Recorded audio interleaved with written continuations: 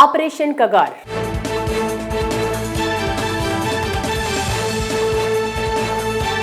ఆంధ్రప్రదేశ్ వేదికగా మావోయిస్టు ఉద్యమానికి ఒక భారీ ఎదురుదెబ్బ తగిలింది. ఆపరేషన్ కగార్ అంతిమ విజయంలో ఆంధ్రప్రదేశ్ పోలీస్ బలమైన పాత్ర పోషించవలసి రావడం ఒక రకంగా ఆశ్చర్యం కలిగిస్తోంది.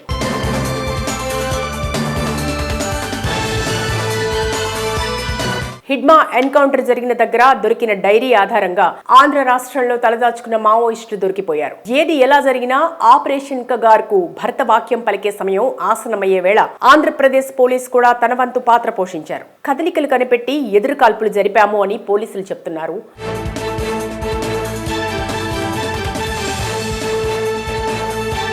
కాదు, కట్టిపడేసి కాల్చారు అని ప్రజా సంఘాలు చెప్తున్నాయి. అంతిమంగా ఇరు పార్టీలు ఒప్పుకున్న ఒక సత్యం, హిడ్మా మరణించాడు. నూనూగు మీసాల ప్రాయంలో ఒకనాడు అడవిదారి పట్టిన హిడ్మా ఏం సాధించాడో తెలియదు కానీ తానైతే బలిదానం చేసుకున్నాడు. హిడ్మా ప్రణాళిక వేస్తే తిరుగుండదు అని నిన్నటి వరకు గొప్పగా చెప్పుకున్న నక్సలైట్ సానుభూతి పరులు అంతిమ సమయానికి హిడ్మా ఏఓబీలోకి ప్రవేశించడంలో రచించిన ప్రణాళిక ఏంటో అర్థం కాక అయోమయానికి గురయ్యారు.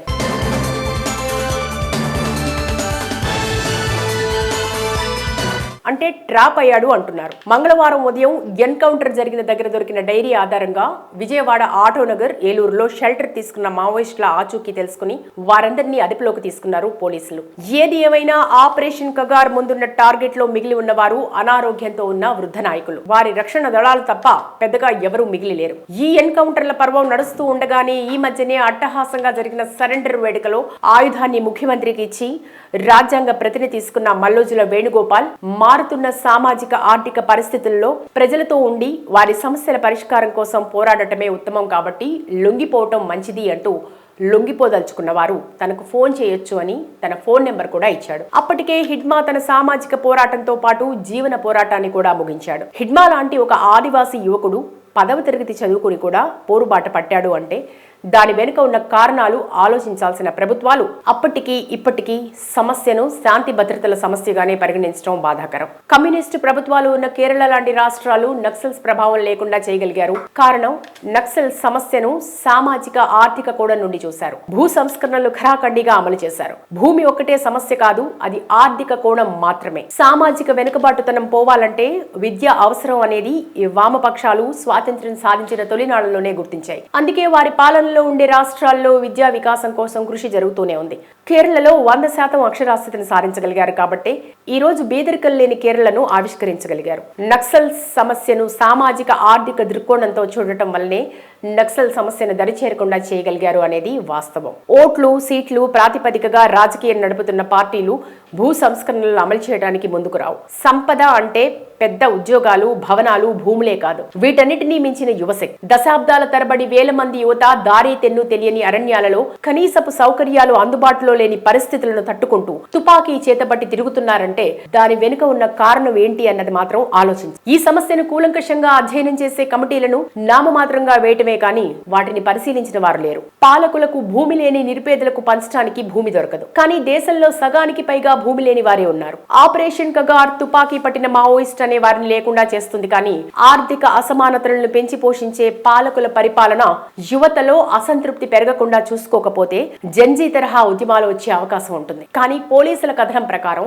ఆంధ్రప్రదేశ్ రాజధానికి చంద్రబాబు నాయుడు నివాసానికి 30 కిలోమీటర్ల వ్యాసార్థంలో 30 మంది మావోయిస్టులు, 200 కిలోమీటర్ల పరిధిలో సుమారు 200 మంది దేశ రక్షణ దళాన్ని మట్టుపెట్టడానికి స్కెచ్ వేసిన మావోయిస్ట్ హిడ్మా 15 రోజులుగా ఉంటున్న మన నిఘా వర్గాలకు తెలియదు. ఇది మాత్రం ఆందోళన కలిగించే విషయం. ఆపరేషన్ కగార్.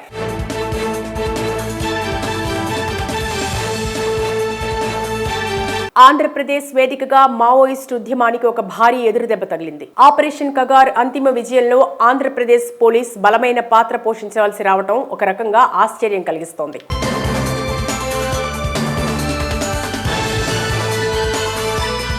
హిడ్మా ఎన్కౌంటర్ జరిగిన దగ్గర దొరికిన డైరీ ఆధారంగా ఆంధ్ర రాష్ట్రంలో తలదాచుకున్న మావోయిస్టులు దొరికిపోయారు. ఏది ఎలా జరిగినా ఆపరేషన్ కగార్ కు భరత వాక్యం పలికే సమయం ఆసనమయ్యే వేళ ఆంధ్రప్రదేశ్ పోలీసు కూడా తన వంతు పాత్ర పోషించారు. కదలికలు కనిపెట్టి ఎదురు కాల్పులు జరిపాము అని పోలీసులు చెప్తున్నారు.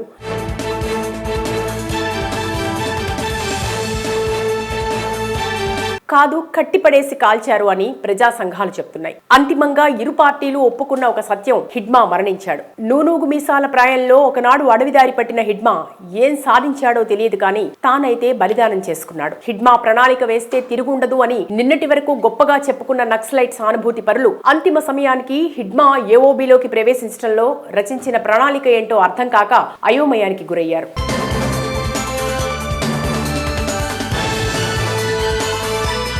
అంటే ట్రాప్ అయ్యాడు అంటున్నారు. మంగళవారం ఉదయం ఎన్కౌంటర్ జరిగిన దగ్గర దొరికిన డైరీ ఆధారంగా విజయవాడ ఆటోనగర్ ఏలూరులో షెల్టర్ తీసుకున్న మావోయిస్టుల ఆచూకీ తెలుసుకుని వారందరినీ అదుపులోకి తీసుకున్నారు పోలీసులు. ఏది ఏమైనా ఆపరేషన్ కగార్ ముందున్న టార్గెట్ లో మిగిలి ఉన్నవారు అనారోగ్యంతో ఉన్న వృద్ధ నాయకులు. వారి రక్షణ దళాలు తప్ప పెద్దగా ఎవరూ మిగిలిలేరు. ఈ ఎన్కౌంటర్ల పర్వం నడుస్తూ ఉండగానే ఈ మధ్యనే అట్టహాసంగా జరిగిన సరెండర్ వేడుకలో ఆయుధాన్ని ముఖ్యమంత్రికి ఇచ్చి రాజ్యాంగ ప్రతిని తీసుకున్న మల్లోజుల వేణుగోపాల్ మారుతున్న సామాజిక ఆర్థిక పరిస్థితుల్లో ప్రజలతో ఉండి వారి సమస్యల పరిష్కారం కోసం పోరాడటమే ఉత్తమం కాబట్టి లొంగిపోవటం మంచిది అంటూ లొంగిపోదలుచుకున్న వారు తనకు ఫోన్ చేయొచ్చు అని తన ఫోన్ నెంబర్ కూడా ఇచ్చాడు. అప్పటికే హిడ్మా తన సామాజిక పోరాటంతో పాటు జీవన పోరాటాన్ని కూడా ముగించాడు. హిడ్మా లాంటి ఒక ఆదివాసీ యువకుడు 10వ తరగతి చదువుకుని కూడా పోరుబాట పట్టాడు అంటే దాని వెనుక ఉన్న కారణాలు ఆలోచించాల్సిన ప్రభుత్వాలు అప్పటికీ ఇప్పటికీ సమస్యను శాంతి భద్రతల సమస్యగానే పరిగణించడం బాధాకరం. కమ్యూనిస్టు ప్రభుత్వాలు ఉన్న కేరళ లాంటి రాష్ట్రాలు నక్సల్స్ ప్రభావం లేకుండా చేయగలిగారు. కారణం నక్సల్ సమస్యను సామాజిక ఆర్థిక కోణం నుండి చూశారు. భూ సంస్కరణలు ఖరాఖండిగా అమలు చేశారు. భూమి ఒక్కటే సమస్య కాదు, అది ఆర్థిక కోణం మాత్రమే. సామాజిక వెనుకబాటుతనం పోవాలంటే విద్య అవసరం అనేది ఈ వామపక్షాలు స్వాతంత్ర్యం సాధించిన తొలినాళ్లలోనే గుర్తించాయి. అందుకే వారి పాలన ఉండే రాష్ట్రాల్లో విద్యా వికాసం కోసం కృషి జరుగుతూనే ఉంది.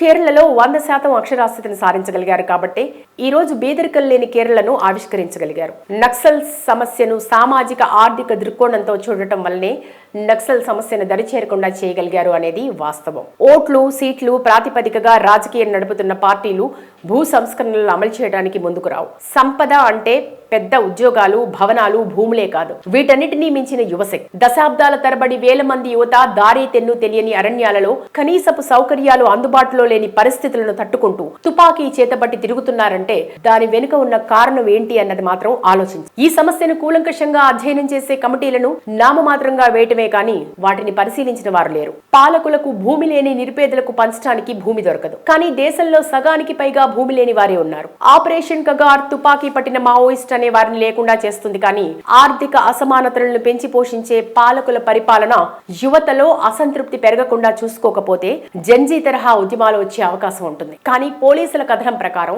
ఆంధ్రప్రదేశ్ రాజధానికి చంద్రబాబు నాయుడు నివాసానికి 30 కిలోమీటర్ల వ్యాసార్థంలో 30 మంది మావోయిస్టులు, 200 కిలోమీటర్ల పరిధిలో సుమారు 200 మంది దేశ రక్షణ దళాన్ని మట్టుపెట్టడానికి స్కెచ్ వేసిన మావోయిస్ట్ హిడ్మా 15 రోజులుగా ఉంటున్న మన నిఘా వర్గాలకు తెలియదు. ఇది మాత్రం ఆందోళన కలిగించే విషయం. ఆపరేషన్ కగార్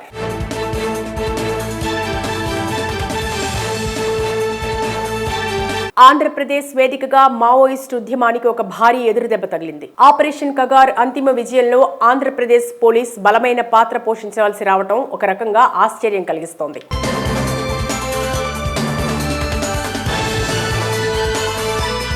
హిడ్మా ఎన్కౌంటర్ జరిగిన దగ్గర దొరికిన డైరీ ఆధారంగా ఆంధ్ర రాష్ట్రంలో తలదాచుకున్న మావోయిస్టులు దొరికిపోయారు. ఏది ఎలా జరిగినా ఆపరేషన్ కగార్ కు భరత వాక్యం పలికే సమయం ఆసనమయ్యే వేళ ఆంధ్రప్రదేశ్ పోలీసు కూడా తన వంతు పాత్ర పోషించారు. కదలికలు కనిపెట్టి ఎదురు కాల్పులు జరిపాము అని పోలీసులు చెప్తున్నారు.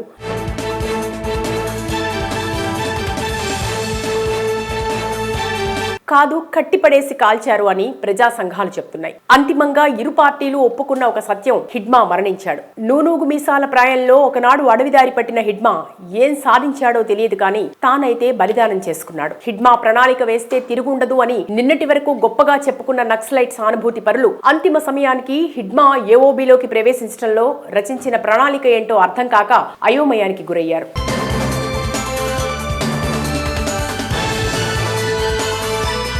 అంటే ట్రాప్ అయ్యాడు అంటున్నారు. మంగళవారం ఉదయం ఎన్కౌంటర్ జరిగిన దగ్గర దొరికిన డైరీ ఆధారంగా విజయవాడ ఆటోనగర్ ఏలూరులో షెల్టర్ తీసుకున్న మావోయిస్టుల ఆచూకీ తెలుసుకుని వారందరినీ అదుపులోకి తీసుకున్నారు పోలీసులు. ఏది ఏమైనా ఆపరేషన్ కగార్ ముందున్న టార్గెట్ లో మిగిలి ఉన్నవారు అనారోగ్యంతో ఉన్న వృద్ధ నాయకులు. వారి రక్షణ దళాలు తప్ప పెద్దగా ఎవరూ మిగిలి లేరు.